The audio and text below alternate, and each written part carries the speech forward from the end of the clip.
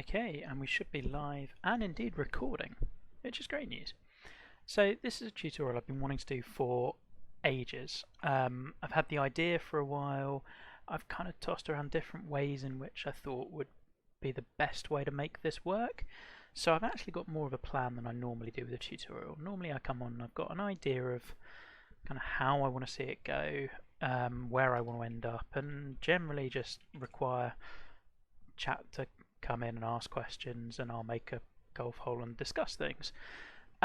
With this one, I've got far more of an end game in mind. I've got a really clear idea that I want to get across, and I think it will be really useful in the sense that I think there's a perception around options that we as a community have. And I also think there's a level that a lot of people get to, and understanding options and choices, particularly I'm talking off the tee, and then we never really get past that, and we never really get to where real golf design is, and really bringing the two, TGC design and real golf, into line, and creating holes that have genuinely good options that are used genuinely realistically. I also think that we've seen in a couple of contests recently that because options haven't been so blatant off the tee, that occasionally courses aren't given quite, I would say, the credit that they maybe deserve. That's not mentioning any names, but it's an overriding feeling that I've had for a while, that is, unless you make it really slap bang obvious that there are options off the tee, people are going to claim that they aren't there. And in actual fact, in many ways, the better you get at doing options and incorporating them, the less likely people are to notice. Hi Kenzie, so we're going to do a tutorial, and we're going to take you to, this is my CC course from last year, and we're first of all going to start this whole thing on options, and I particularly want to focus on split fairways, because I think people in early stage think options, and that's where we start. Now I'm going to talk through a couple of things, but first of all I'm going to discuss, and maybe not play, but we'll say, wrong button, maybe not play, but I'm going to discuss two of the worst holes that I have ever designed, which are on this course, which finished surprisingly well in the CC contest, which perhaps goes to prove my point. Now, I think there are kind of three schools of thought on option, or three stages, I would say, in terms of understanding design and options. The first stage is not really understanding, let me find a hole, not really understanding that options exist and just putting down a hole and putting bunkers where you think they look like they could go. This isn't one of those holes. There's a bit of strategy here, but there's not a lot. It's basically hit the fairway, try not to roll off this side, hit the green. That's, I'd say, stage one. I mean, it's fine. The holes can look really good, and actually you can get some really quirky, fun designs out of it. Then we get stage two, which is when you hear about options and you start looking into them, and that's kind of where this course ended up being, and where I think a lot of people end up getting stuck. We hear about options and we think, right, I've got to incorporate ways for people to choose different paths off the tee and have angles that matter. And this was my first hole, which I was really, really proud of, and it is god awful. This is designed, you can see really clearly, you could hit a shot to here, or you could hit a shot to here, or you could hit a shot to here. And because they're so far apart, it's such a disconnected hole. It's literally just island hopping. I could go here, or here, or here. There's nothing that brings these three into line.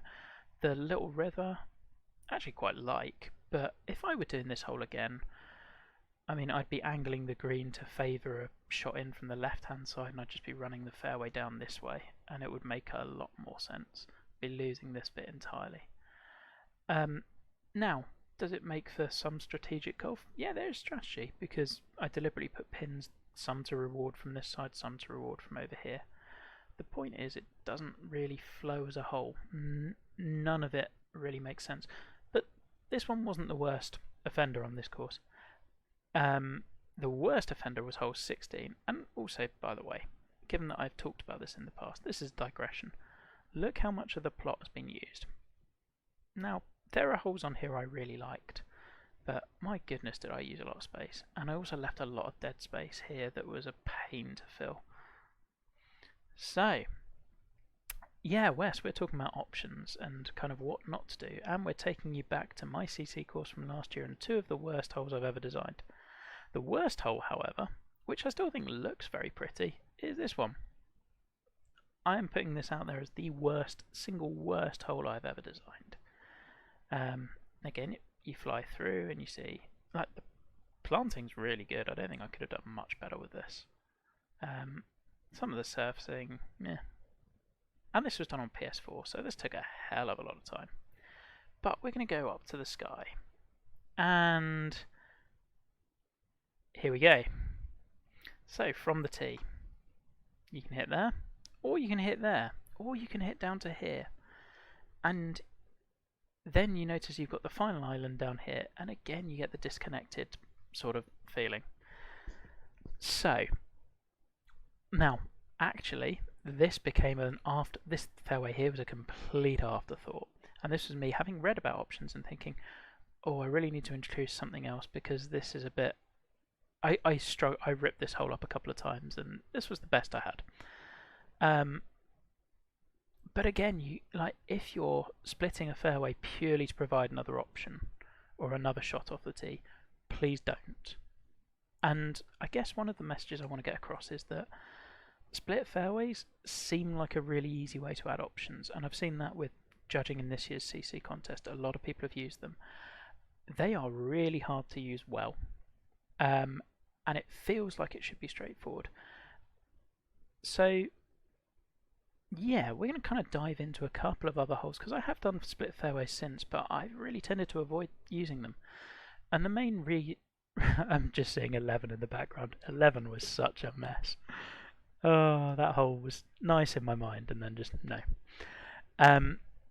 So really what we're going to look at is actually which holes are better, which options, how you can use them, how you can incorporate them, why subtlety of options and not having it look so damn obvious off the tee is a good thing. And I feel like I particularly felt this during World Cup judging. If the options weren't blatant off the tee, people missed them and assumed that the hole was straightforward, when in fact it was anything but. I'm not really relating to my own course. My course in World Cup was one to benefit from the fact that it had 150 yard wide fairways in places. So I'm going to go through another couple of courses, and then I've actually mocked up one in the designer where we can talk through different ways of doing things. So the next one I was going to go to was, we're going to go to Marlette, because this was, Gangozi was my second ever course, my first kind of proper one. We then went to Greenstone River, which is a template course, and those options are kind of defined, so I'm going to steer clear of that one. Marlette was more fictional and less templatey. Now, one of my bits of feedback, very rightly so, from the CC contest with Gangozi was that there are a couple of holes, 1, 16, 11 with all those middle centerline bunkers, that just didn't really fit the rest of the course. It didn't make sense in the wide scheme of things. So with Marlette, I decided I was going to go waist bunkers, central bunkers, and I was going to pin my mast pretty clearly that those are the things that I was going to do. So hole 1 straight away, you can see, and we go again to the blatant options. There's a bunker right in the middle of the fairway. You've got a choice. Do you go left? Do you go right? Do you go short? Do you go long? Now, what I do think I did well on this course was, and I played this again recently and realised I've been far too harsh on myself with this course. Yeah, I reused the same sorts of tropes over a couple of times, but it plays really well, and different sides of the fairway really matter, and challenging those hazards does yield results. But with this one, for pretty much all pins, you want to go left. And I've definitely also fallen into a trap of saying, well, for one pin you want to go left, for the other pin you want to go right. That can work, but I think it has its place more on shorter holes, where you could feasibly be standing on the tee and going, well, if the pin's left, I'm definitely going left, or if it's right. On a par 5, not so much. So there was a couple of holes I wanted to look at in this, because I think these kind of simulate more. I talked about the 3 stages with options at the start. This is now me being very aware with options and using them, but they're still really blatant. So with this hole, you've got 2 bunkers, something I reuse again and again. This one cuts it off nicely and it chokes down, so you're really playing to, I guess we'll cordon off an area here that you might want to play into. And then we've got an area up here that you might want to play into. You'll notice those 2 are quite narrow. We've got a wider area here, which is a bit safer but right, and then we've got all this space back here. We also then have this tiny little chute, hi Jamie, down here, where if you want to try and squeeze a driver through, you can do. You can also hit a driver up to about here and feed it into this area. So actually, hitting a driver here isn't too bad. Now I then went and looked at the green, and well, we've got the green sectioned off into little, call them little rectangles, but these tiers are a bit tight. I think I tweaked them when I did a dam version of this course. And you got this one. And both of them flow into the middle where you don't want to be. So if the pin's here, well, for my money, there's more space long than there is wide. So you want to be coming in from this side. So that's your zone for me. Yeah, little ploop ploop bunkers. Sorry, Wes, missed that one. If the pin's back here, actually I worked pretty hard to give you more space this way than you did this way. So for this one, you probably want to be coming in from somewhere over this side. Now, it's the sort of hole where there's definitely subtlety there and there's definitely strategy there, but it's also really blatant. Like, you've got centerline bunkers, and you can't do that on every single hole. And you could, but equally, there's a wide variety of options here. If you're not feeling comfortable with challenging those bunkers, you can lay way back up here. Very few people are going to do it, but it's an option. You can play way right. You can play slightly closer and challenge the hazards maybe for a flatter lie here. There's a load of stuff within it that I think people kind of miss, including myself. On first goes, it's really hard to pick up everything about a course. I wanted to look at a couple of other holes on this, because I think there's a couple that are subtler, that have maybe as much, if not more, strategy in them. What's the other one I'd noted down? 4, 9, 11, 9, not so much. 11, again, you can kind of see with these bunkers, you're parceling the land up a little bit more. You've got a spot up here. You can thread the needle through to there. And this was really how I was thinking at this stage. I've definitely developed from there. But all these bunkers were very much just parceling the land up into little bits and then using the slopes and what have you. And I'm still really, really proud of this course. I think it's aged a lot better than I felt it had.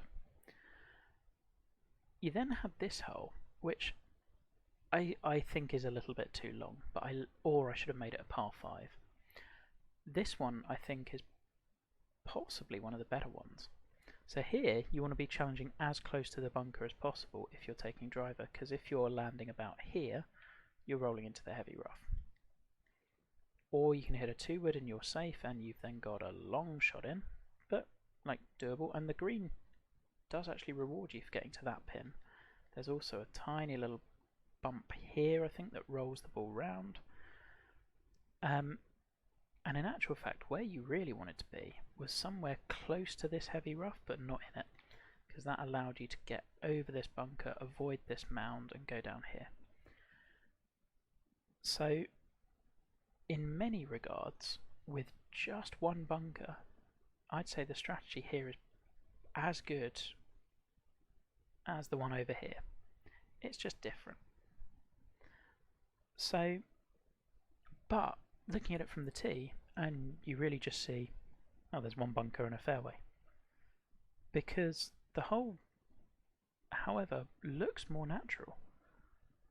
which one are you more likely to see on a real course? And you'll notice there's a split fairway here, but in this one it's split in a way that makes far more sense. The land goes up here. It kind of worked. So we then had 14 down the hill. I don't think there was any more. There was one more I was going to look at, and that was 18, which was a bane of my life building this course, because I'd made the decision early on I wanted to finish on a drivable 4, but I didn't have water, and bunkers are relatively trivial. So I mean, there's a lot of options here, but in reality, you could always just bomb the ball kind of long, kind of left, or even my play was generally just to hit in the front bunker.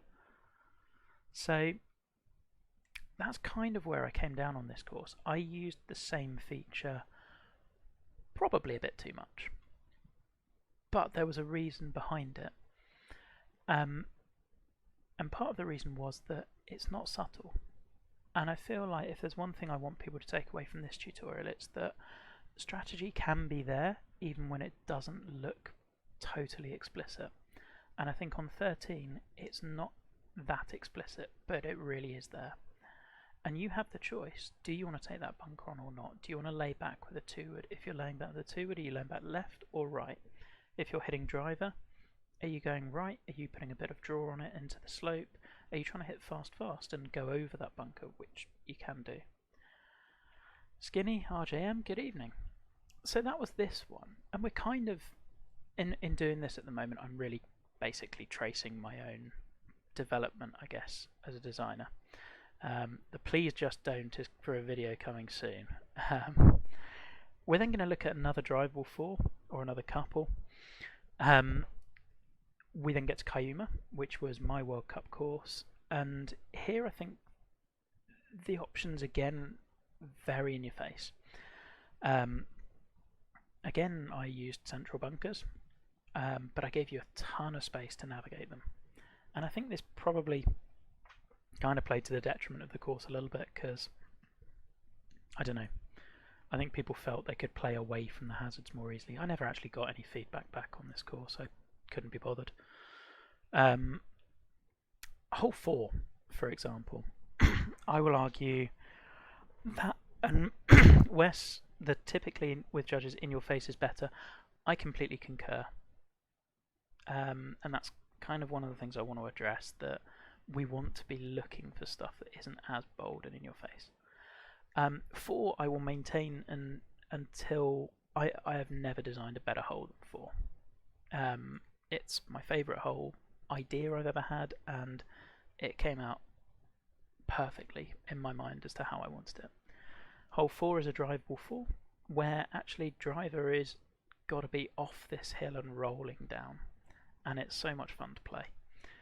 But again, there's an inherent risk, and within that there is options. Even in this one shot, how high up are you going? Are you going here, or are you going right down the bottom? Are you going to try and cheat your way over this with a fast because you're slightly downhill? Are you going to try to lay up here? Are you going to kind of go, well, you know what, I can probably hit a flop shot, I'm going to hit over here and roll down? Or are you going to lay up to this sort of area and get a better angle in for some of the pins?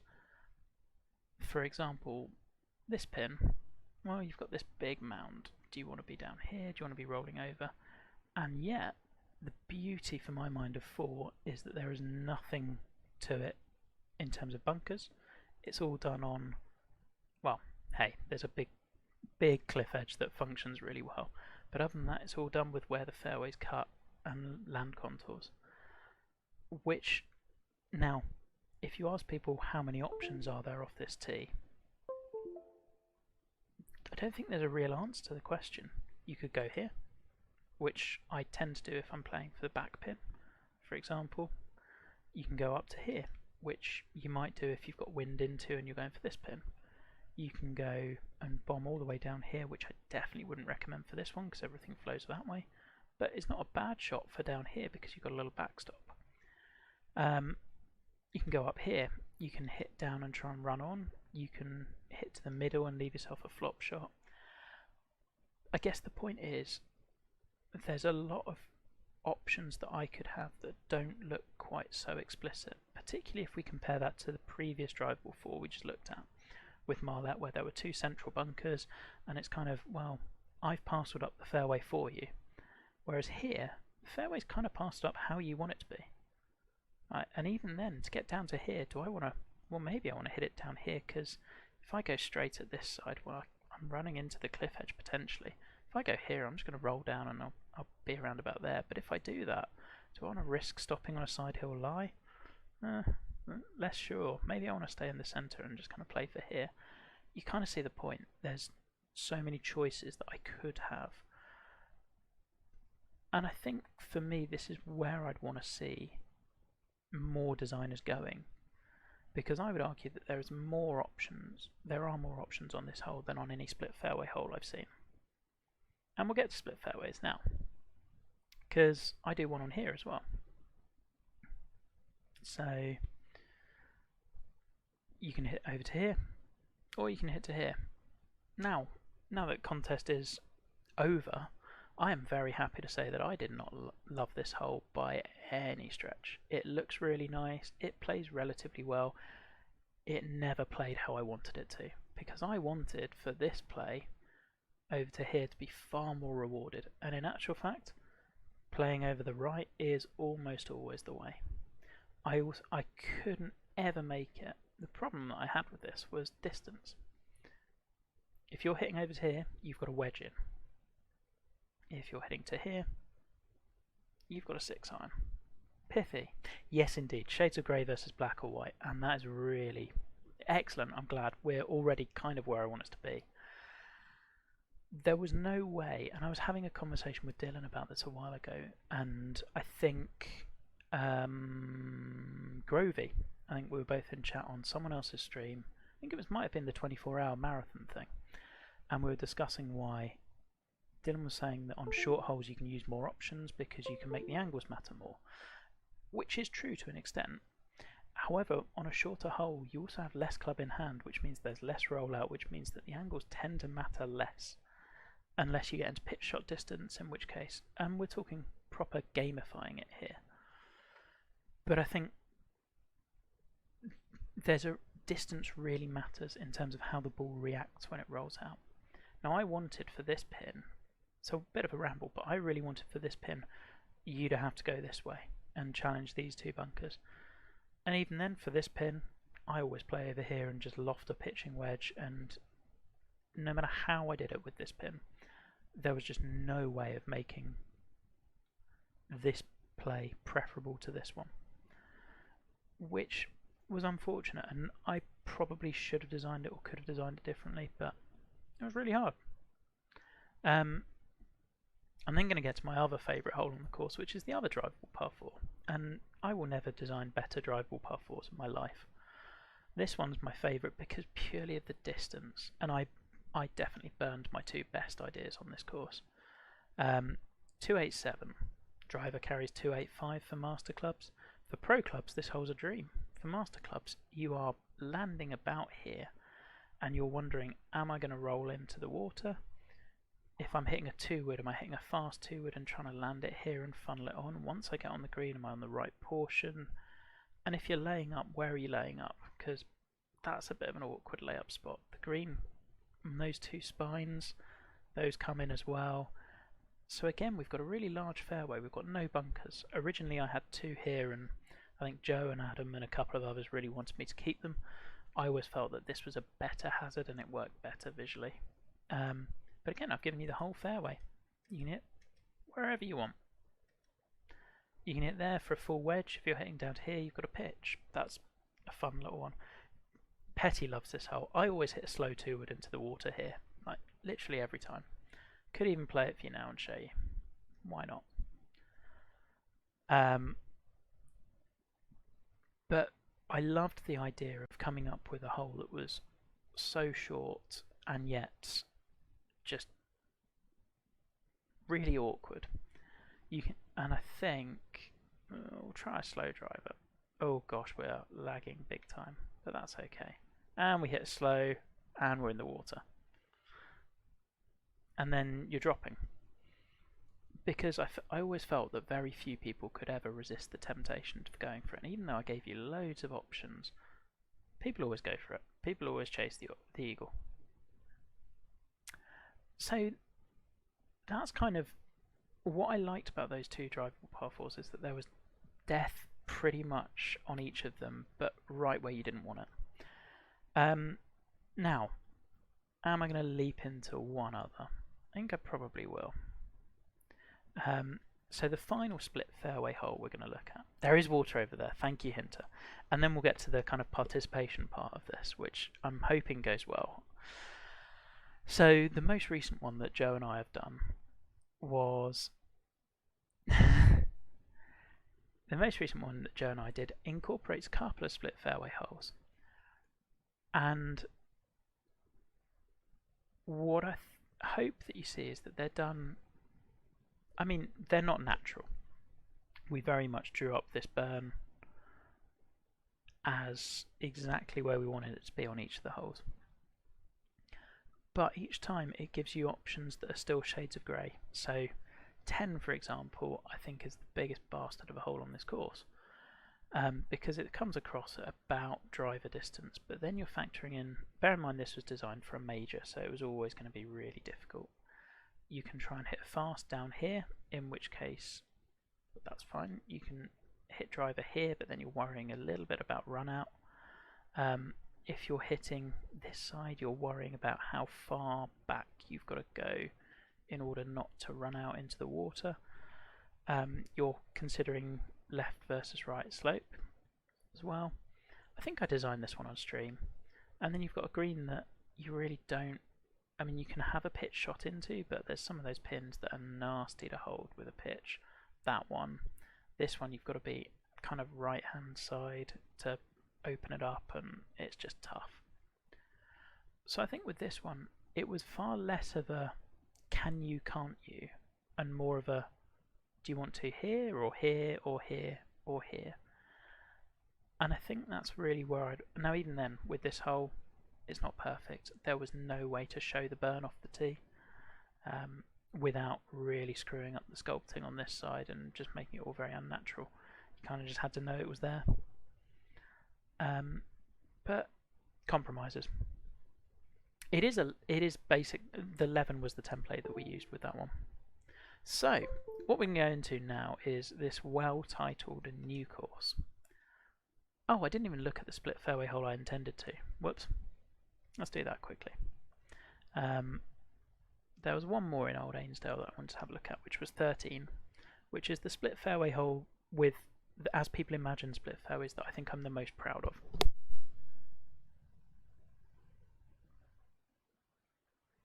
So 13 doesn't split just once, it splits twice.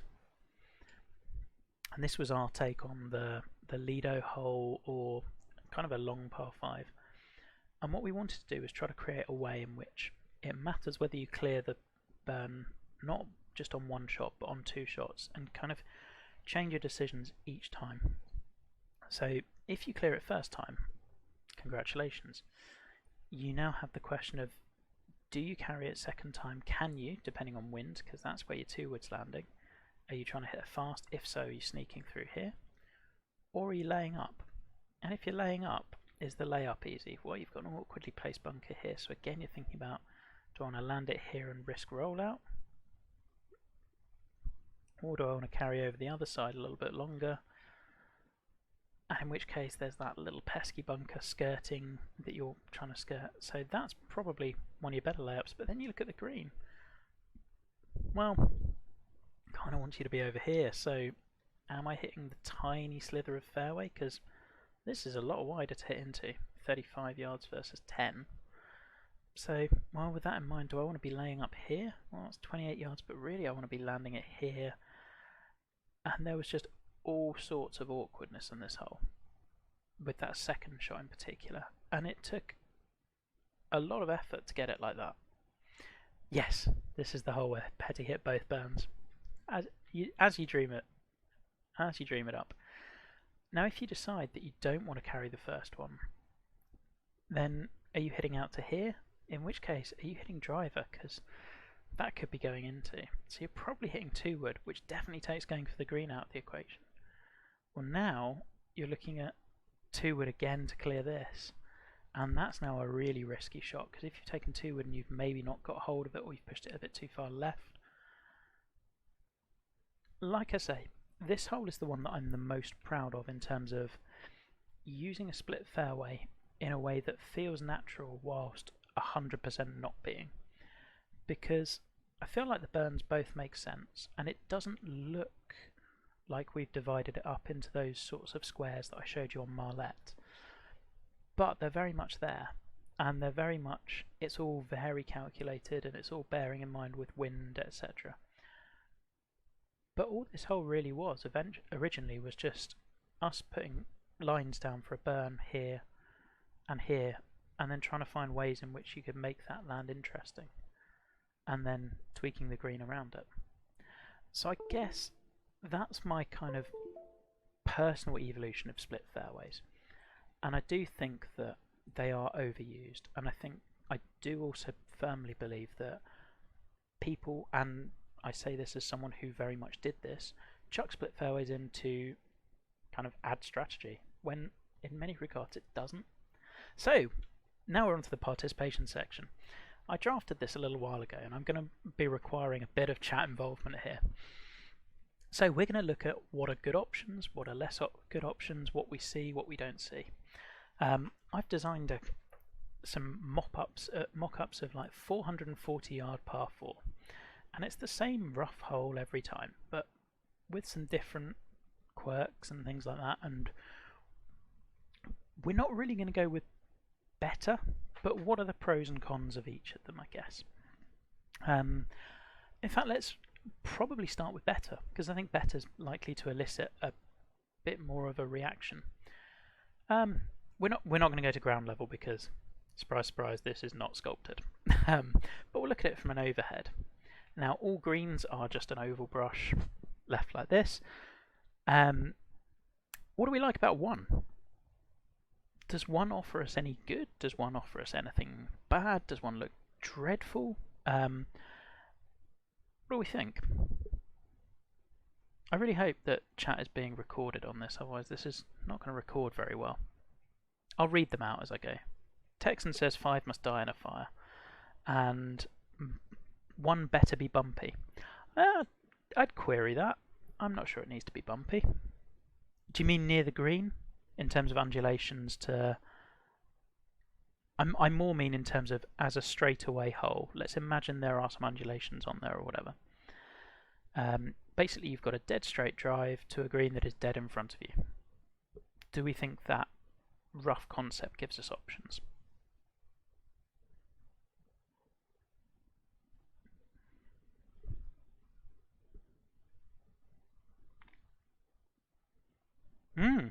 Skinny says 1 leaves you all kinds of options. Good man, I agree. And yet I feel this is the sort of hole that most people would shy away from using. It does depend on the pin. From Golf Wolf, if I put the pin here, I don't really want to be coming at it from this side. I'm more likely to want to come from this side. As Wes says, if we chuck undulations in, I think I've chosen a Highlands just because it didn't have any trees on it. How wide? Greenside danger? Absolutely. There's, from Kermit, completely agree. And all of this is going to be, well, what could we do to make this interesting? Now, the undulations could be, you could simply put a camber in. Oh, we already kind of got one, so 4 feet this way. But because it's straight away, and I think because it doesn't dogleg, actually you've got, I'd say, potentially a bit more variety.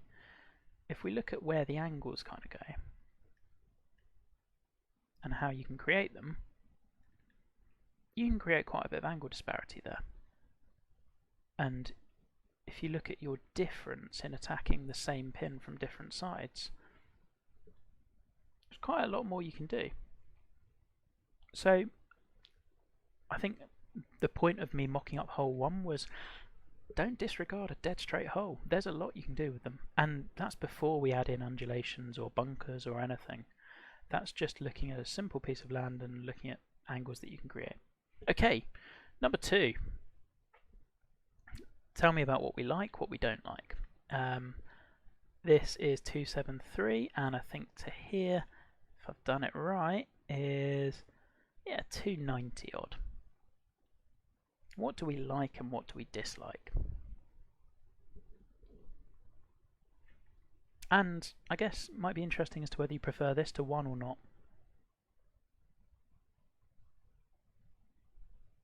Flanking bunkers leaves you free? Yeah, absolutely. I mean, we can chuck bunkers in loads of places on this. Digging in at the sides. Or did you mean on 2, Skinny?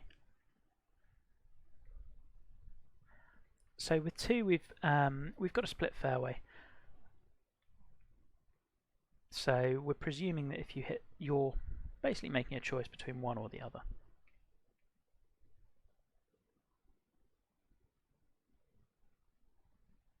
Oh, one first green. Yeah, absolutely. You could chuck bunkers down. One side would be great, that kind of sandbelt style. Might come back to that later.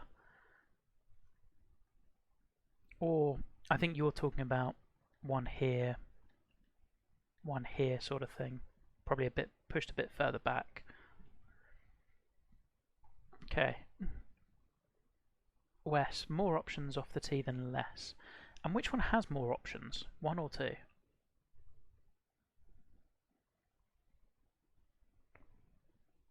mean, you could argue 2 kind. I think 1 has more options because you've not taken anything away. With 2, and you can argue that yes, you could hit to here or to here or to here or to here. To me, it kind of strikes me as the standard hole that I see with a split fairway, which is just there's a split where driver is because you either can or you can't, and it's not necessarily do I want to get to this side, it's can I, and that almost falls into the forced layup territory. It isn't because it's still kind of a choice. The second thing I would say about split fairways, and you've seen with all the ones I've shown you, I mean 16 at Gengoze's side, if you are splitting a fairway, there must be a reason. Yeah. Now, I have still used split fairways on different courses for different levels. There's one on Black Salt at hole 2. There's one we've just shown you at Ainsdale. There's got to be a reason, and it can't be as simple for me as just I can go here, therefore I do, or I can't go here, therefore I go here, because it doesn't make it interesting. So that's 2. What about 3? Is 3 any better? So again, distance-wise, how did I make this? So 290, which means that this one is probably, let's call it 290 odd. 3 is better than 2 but worse than 1. If it's angled at least 30 degrees, more options. It is angled at about 30 degrees. So you go in there. And distance-wise, what did we have? We had this one's 156, and approach from here is I can't grab it. Call it 140, roughly the same distance. You like 3, not a fan of 2. Yeah, I agree, Jamie. And Wes, both of you, I far prefer 3 to 2, because at least with 3, and 3 as your those of you who judged or saw the major. You were saying to fix 2. Yeah. Well, there we are. Those of you who judged the major contest, 3 is essentially Black Salt hole 2 off the tee. You can kind of reach both. It's more of a choice because, yeah, it's the diagonal hazard which you kind of saw on Kaima 7 that we're looking at. It's now more of a, if you go this way, you've got the potential of choosing to go this way so that you can generate an angle in. And all of this we can obviously accentuate by putting greenside hazards. If we put bunkers down here, well then we're kind of encouraging this side a little bit more, but you might choose to go this way to get the distance play, or to go to a pin over here. If we put in the other bunker as Skinny had suggested, if you've got a pin here, you're going to play a hell of a lot differently to if you've got a pin here. Pin here, you're going to play this side. Pin here, you're going to play this side. Now, is it still my favourite design in the world? No. I still think with this kind of a hole, you've got a really tough ask to make fairway here and fairway here look natural. And I think that's another part that I find that we're struggling with, or I see people struggling with, who are just grasping options but not quite all the way there. The trickier thing is making those options look like they fit, which then in that ironic sense also turns it into people are less likely to spot that there are more options because it looks so natural. If you've gotten to that stage, then you're doing really well. Okay, hole 4. Now hole 4, you've got a fairway that looks like this. We've now brought in a dogleg. The first 3, well, we slightly doglegged 3, but that's really because we've just added this extra little fairway here. Now if we're grabbing our measure tool, you've got 220 to here, 240 to here, 280 to here, 300 to here. So I'll just draw some little things here, and you've got a green that looks like this. What do we like? What are we not so sure on? Jamie says on the last, wouldn't make it so do or die. Yeah, I completely agree. And I think if I were doing this differently, I'd probably make it so that that fairway is more of a choice than a you can or you can't. As you can tell, this course took me a huge amount of time. So, hole 4, what do we think? And I think the greenside bunkers were they intentional? Not totally sure.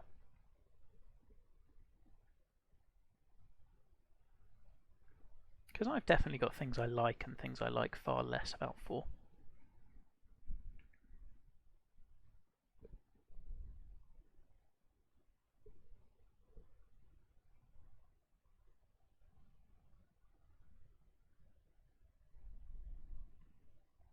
Alrighty, maybe this one's on me. That's fine.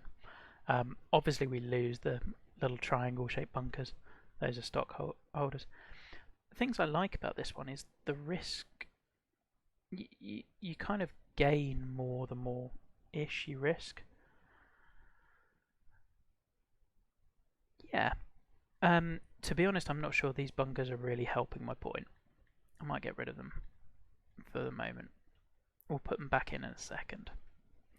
So I think 4 things I like the fact that the more supposedly risky you are off the tee, the closer an approach you get. That's a real benefit to playing longer.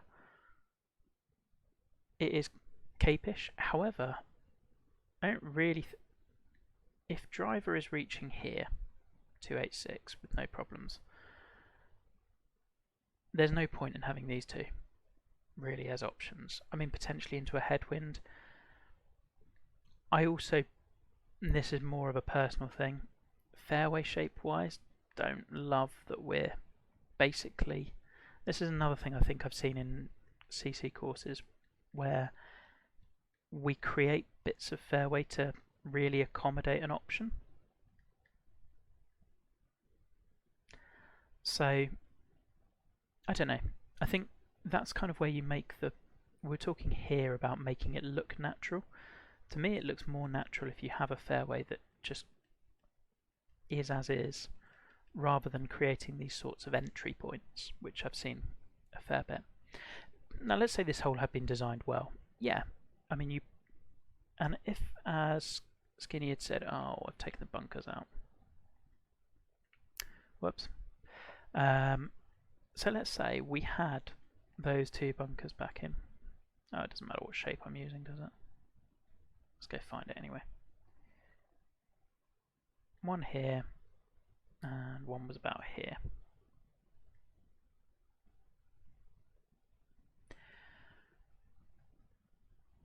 Now I think if you are doing this, oh yeah, that's why I made these bunkers here.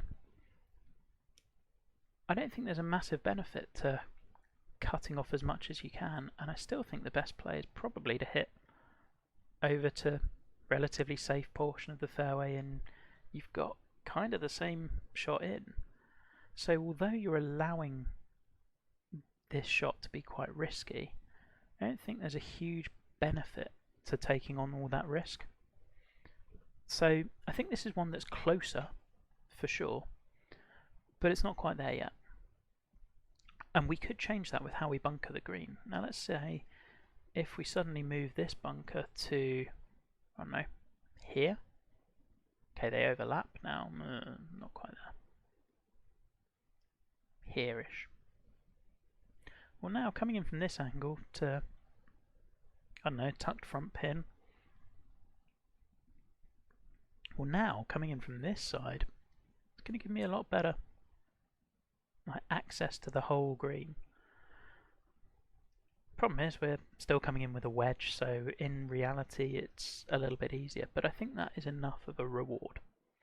So the point, I guess, with this one in part, although it's been a good 3 weeks since I came up with this course and thought of how I wanted to do this. Yep, you can add a bunker in on this side, and I think we maybe see that on one of the future ones as well.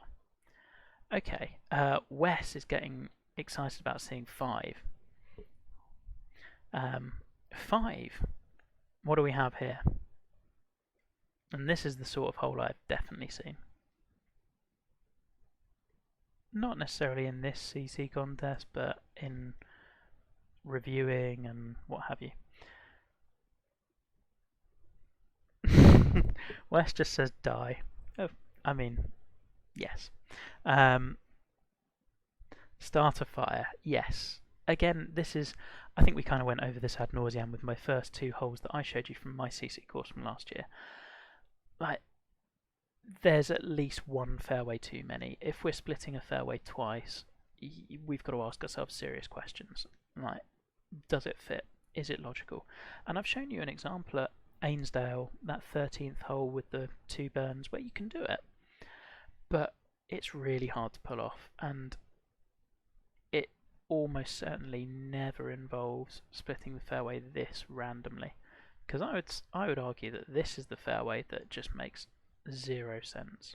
We have chucked this fairway on to create an extra option, and if there's one thing I would want people to get out of this tutorial is that this here is not good.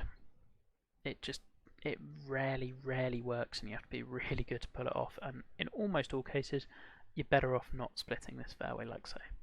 Okay, 5 has burnt and died in a fire because it's the worst one by a mile on here. I say the worst one. There's some bad bits coming up.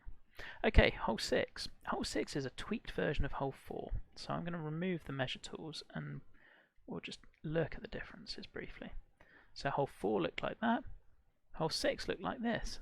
In fact, we've kind of already covered this. It's exactly the same, except I straightened up the fairway here, which to my mind makes it look a bit more natural.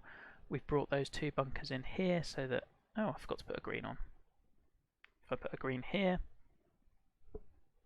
then you're wanting to carry this as much as possible. That said, there's one thing that I would suggest, and I'm sure you guys will spot it.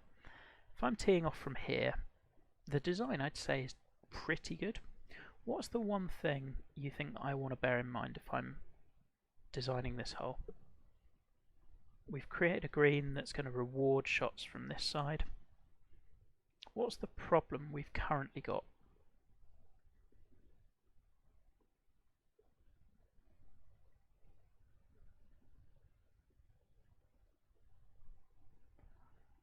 And here we've still created options. You can always hit a 1 iron and just get up to here, and you've got a 5 iron in, and that's fine. Wind fades, stupid on purpose, slows. I mean, potentially, but as a designer, if I'm saying, well, I've put a green there, I've put these bunkers here. If I hit 2 wood, we're landing about there, we're going to here. If I hit driver, what are we doing? Let's say we're landing here. Well, problem is we're rolling to about here. I think the issue for me, and this would be something I'm then tweaking, the idea is all good, we've kind of just forgotten about rollout. So although you can carry it to here, on the angle you're coming in at, you are, I mean, barring a huge stroke of good fortune and landing in the bunker lip, this, I would say half of fairway, is actually entirely out of play. You can't, which means that that beautiful angle and green complex that we've created is impossible to find. You can't. You're all, no matter what option we hit, we're rolling over to here, and we're still, as Jamie says, we're still trying to get over those two. What would I do to sort it? Probably just move the tee. Make the angle less sharp. We're still doing all the same things. It's how close do you want to get? And actually, the further we go over this way, the more likely we are to go down here. And that's where I quite like playing with stock shape bunkers and measure tool lines first, because you can do all these what ifs. You can go, well, actually, you know what if I made the hole look like this? And just bring it round, pop a measure tool down and go, well, you know what, maybe I want you to carry all of these, and if not, you're kind of playing away from them. I think the whole idea there was a good one, but there was that one little bit we'd want to work on. Okay, 7. 7 is one I've seen a hell of a lot as well. What do we make of 7? So I'll pop some measure tools down. We are going from about here. Oh, we've got a raid. Lovely. This is an interesting stream to raid. We're in like discussion about what is good design and not such good design. Die but not in a fire like 5. Yeah, it's not as bad as this. So yeah, this is one of the... Normally we'd actually be playing some golf. At the moment, not playing. So you can hit drive up here. You can lay back. You can hit 2-wood. Fairway looks like Mary Poppins feeding the birds. Love it. Or you can hit over to here and there you go. I think we kind of get the picture. It's not split and it's not as horribly ancillary or extraneous as this fairway, but it very much still is. We've literally just chucked an appendage on to create an option. So yes, there's an option there. Is it a good option? Does it fit with the rest of the hole? No, it doesn't at all. It makes 0 sense. Just please don't. Thank you. No worries. We will. Could be accomplished with a wide fairway and central hazard. Oh, Skinny, well timed. Which means we get to hole 8. Now, hole 8. We've got one bunker placed very kindly at 290 odd. And we've got a green with, nothing around it for the moment, but we could bring in some more hazards. So what's the benefit of this one? Well, we can choose to go left. We can choose to go right. We can choose to go central and short. We can choose to go long and try and get over it. Now, do people love this as an idea? Yes and no. We use central bunkers in TGC a lot, and the reason for that is hitting fairways is so flipping trivial that you want to challenge the middle of the fairway, and where possible, and even off-tempo swings, you're not going to miss fairways in the way that pros with off-tempo swings will. So I guess with this one, I'm going to kind of finish, I guess, with this one by saying there's one way that I would tweak this to make this even better. And I'm not saying that the point of the stream is not to say use central hazards, although it might feel like it coming from me. That's not it at all. And I'm trying to move away from that, but they will always be a hallmark of my designs. Now, one of the things I might do with this one, and is a personal favourite with central hazards, is kind of give an easier side of the fairway to hit, but have the harder approach in. Now, we're still hitting a wedge for this point, but if we're hitting down the narrower chute, you've got a more favourable angle, i.e. taking on the hazard, or you can try and clear it all and you're fine. If you want to take on the wider area, well then you're left with a slightly trickier approach in. So I guess, in summary, guys who are still with us, we're going to nip into doing some more Dream Team courses in a minute from last year, so do hang around, but I'm going to tidy up the tutorial first. What I'm not saying is that it is central hazards or bust, far from it. What I'm trying to get at, the dogleg I think worked really nicely. What I would want to get at is whatever, if you're splitting a fairway, first of all, is there a reason? If it immediately looks like there are no options, is that really the case? We had this one where we were looking at all of these lovely angles that you can create with it. Or, rather than just simply thinking I can hit a driver down the middle of the fairway, is there a preferred side to the fairway? We looked at with 4 versus 6 how we were going to try to create this preferred side. And yeah, of course you can hit down to here without thinking, and then of course you can hit over there. But that's trickier than challenging the hazards and going to here, which I kind of felt that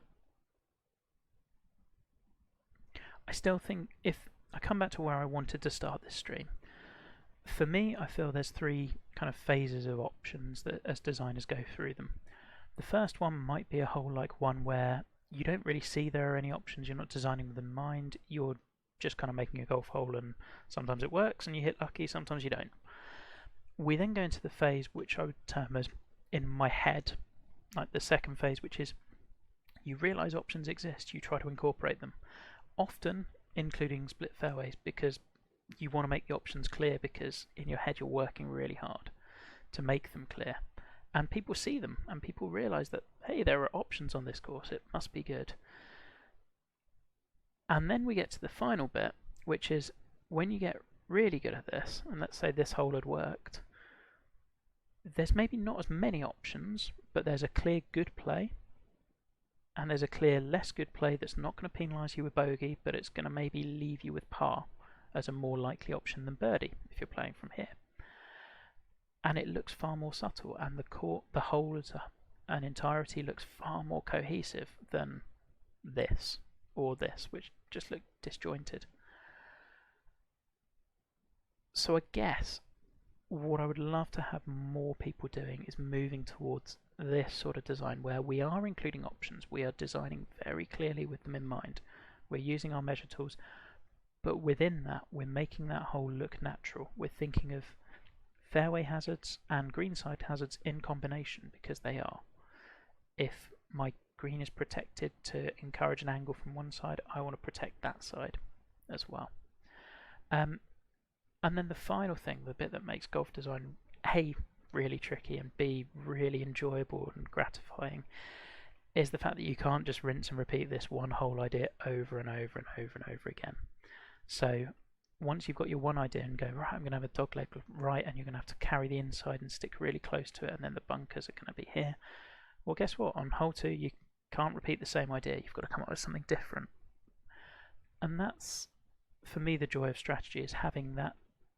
I'll go back to my very first course that I showed you, Gangwazé. You saw that there were a couple of holes on there that just did not fit at all. They leapt firmly out of that course's philosophy, and suddenly we had loads of central bunkers, or suddenly we had these big split fairways which just didn't make sense.